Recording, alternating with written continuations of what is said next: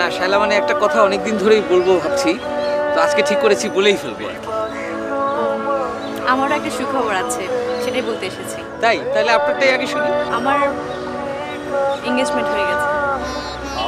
Engagement হয়ে গেছে? ভালোই হয়েছে। Wish you all the best. Thanks. আপনি কি যেন বলবেন? না না, আমার আর ওটা বলার আর কোনো প্রয়োজন নেই, ওটার আর কোনো প্রাসঙ্গিকতা নেই।